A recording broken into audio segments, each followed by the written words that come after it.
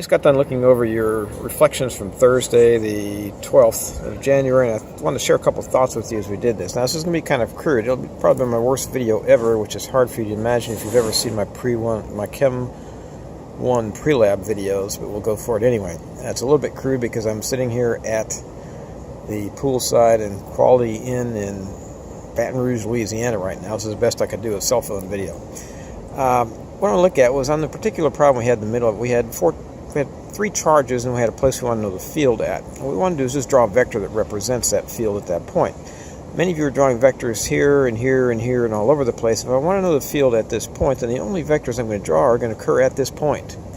If I want to know the field at a point, I have to know what the field vectors look like at that point. So when I think about it in this problem, then here's a 5 microcoulomb charge here, and its effect over here at this point, this is where my test charge will be. My positive test charge would be a vector that looks something like that.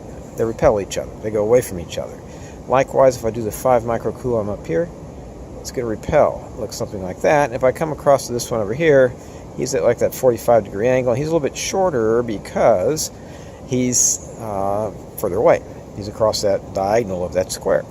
So you get this, and so you had this for a picture, and that's a fine picture, except it doesn't answer the question. The question is, what does the field look like at that point? These are the 3 vectors whose resultant will give me the field. And so the way I do that, crudely, the qualitative way of doing this is to go in and say, well, if I have 3 vectors that look like this, I have one like that, I have one like this, and I have one like that.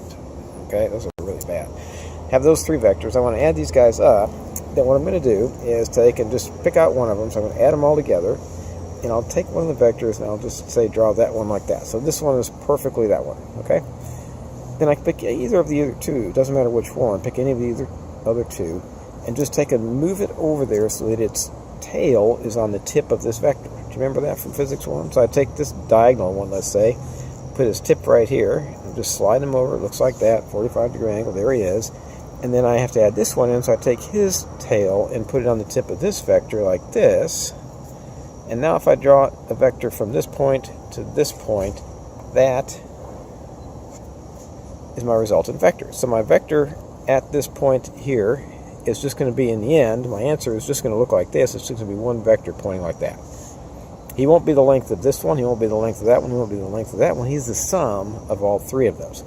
But I just thought I'd share that with you, and when you get this back on Tuesday, some of you will find this is actually drawn on the back of yours because it took me about 3 tries to get this done. Bye.